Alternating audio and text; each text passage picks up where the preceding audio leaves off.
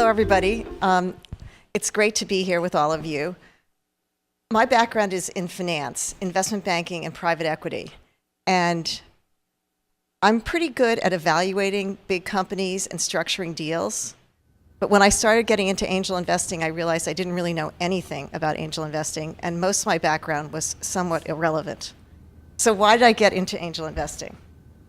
For a lot of the reasons that David was just talking about. It's fun. The entrepreneurs are really dynamic. They're so excited about the companies they're building. And this was something that I loved when I was in investment banking, was working with growth companies. So there was that similarity. But these are young companies. Sometimes I call them baby companies. And the entrepreneurs are so committed and so determined and so motivated that it's just great to be around them, a great group of people. For me, it was also very educational. I have begun to develop my own personal investment parameters, and I think that's something that we, as an angel investor, all of us do. And then secondly, a lot of exposure to technology, mobile, healthcare, lots of different industries that I knew a little about, but I've learned so much more about it. It's rewarding, as David was saying. The entrepreneurs love advisors, and am I not holding this close enough?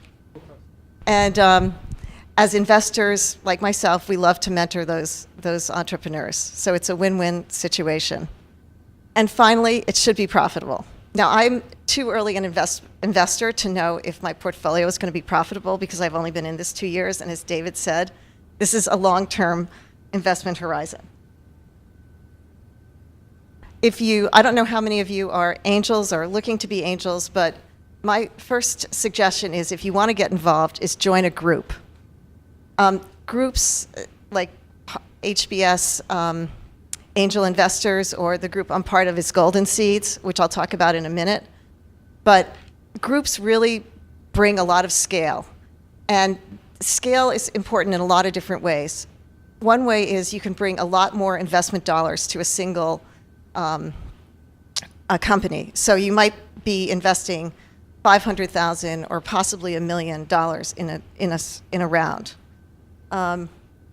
When you're doing due diligence, it's really important to have a group of people to collaborate with. And in the bigger investment angel groups, like Golden Seeds, we have a number of industry experts. We have people like patent lawyers who all contribute their skills to helping us as a group evaluate the investment. Another aspect that's really important is, as a group, everybody has a big network, and we can offer that network to the entrepreneurs, which can sometimes be extremely valuable to them in terms of introducing them to potential clients and other things like that. And I really believe that a bigger group provides us with a much bigger deal flow and a higher quality deal flow. And from my days in private equity, I think one of the keys to having successful investments is to have the best, highest quality deal flow that you can get your hands on. I'm going to talk for a few minutes about Golden Seeds. It's the angel group that I'm a part of, and I think it's representative. There's a lot of similarities between Golden Seeds and a lot of the bigger angel groups. Golden Seeds has about 250 members now in 4 different groups, sections. New York is the biggest, Boston, San Francisco, and Dallas.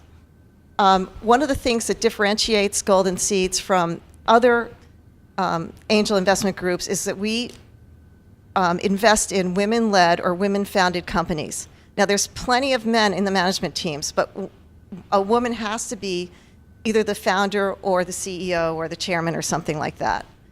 And I forgot to note that we are the 4th largest angel group in the United States right now. Our members' experience is quite varied. As I said, we have some men. It's about 20%. And a lot of our members have significant senior management experience. That was it's not a criteria for joining, but it's one of the things that we look for in terms of members. We have some full-time, really experienced angel investors like David as part of our membership. We have some women that have been out of the workforce that are wanting to come back and get involved, that have come in. And but we all share one thing, which is we all want to make positive returns on our investments. This is called the deal funnel. And as you can see, at the end of the day, selectivity is part of the process. We looked at, over the last 5 years, 1,600 applications.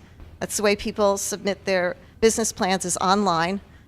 And we made, at the end of the day, 52 investments. So 3% of the business plans that we looked at, we invested in. There's a lot of steps between reviewing the application and getting to the 3%, but that's the funnel. A couple things that's notable data on this slide is we've invested over $50 million in 52 companies and in 100 rounds of financing. So that implies that most of those companies, or many of them, had at least 2 rounds of financing and sometimes 3. So they may come into us saying, this money is going to get me to cash flow positive. But sometimes their projections don't work out as they expect, which actually that's often the case. Sometimes the market shifts, and other times one of the companies that I'm invested in is growing so fast that they just need more capital to grow faster.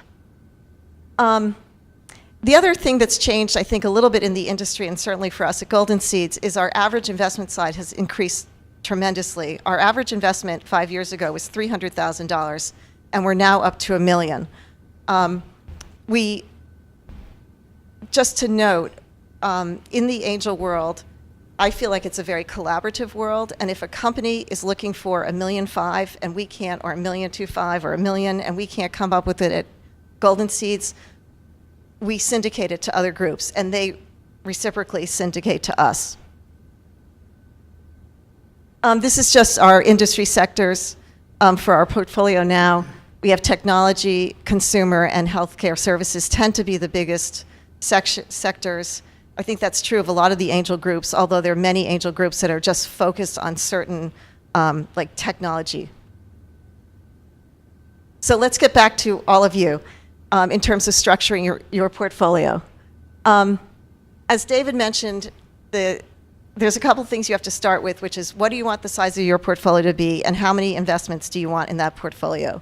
A rule of thumb is that because this is such a high-risk investment class, a rule of thumb is to invest 5% of your investable assets in angel investing. Now, people have lots of different economic circumstances, so that may change, but that is kind of the basic rule of thumb. And the information that I was reading, there's a lot of information out there, but the research says that you need 10 to 12 companies in your portfolio. David was saying, I think 20, but regardless, you need a handful of companies. You can't just try to make one investment and hope that that's the one that works out. Because about 1/3 of them are going to lose money, 1/3 will break even, and 1/3 will make money. And hopefully, in that 1/3 that's making money, you've got 1 or 2 superstars that make 10, 20, 50 times your investment. I also look for 3 additional types of diversification: industry diversification, risk diversification, and duration. Industry is pretty straightforward. Risk, believe it or not, when you're looking at angel investments, there is a broad spectrum of risk even within those investments. So one of the companies that I invested in had $1.5 million in revenues. It's a consumer product company. It's doing great. It's not going to hit the cover off the ball, but I'm going to make money on it. There's another company that I invested in, which is a technology company that could be a superstar, but it's much riskier. So that's what I mean by balancing and diversifying in risk. In terms of duration, some companies you can see an exit in 3 to 4 years. Others, they're going to be growing in your portfolio for 10 years. So I look for diversity in terms of when I think the exits might be. It probably never will work out, but that's what I look for in the beginning. Just to reiterate a couple points that David made, I think it's really, really important to work hard on your deals, be part of the due diligence team. And some of the bigger groups, like Golden Seeds, a group of us will take over the due diligence and then write a deal memo and then distribute that to the members that are interested in investing. I always feel it's really important for a company that I'm interested in to be on the due diligence team, to be part of negotiating the terms, to get to know the management team really, really well. And the other thing that I've done personally is, this is over the last couple of years, is found that I'm much more comfortable investing in industries, in companies where I can understand their product. So for example, in healthcare, we see a lot of pharma deals, we see a lot of devices, and we see a lot of services. And I decided, devices and pharma is just not in my comfort zone. It's way, way, way too speculative for me. That's fine. I'm happy being a relatively conservative angel investor. I think. So I hope you'll all think about becoming angel investors. U.S. angels commit about $20 billion a year, and so it's a big group. Thanks.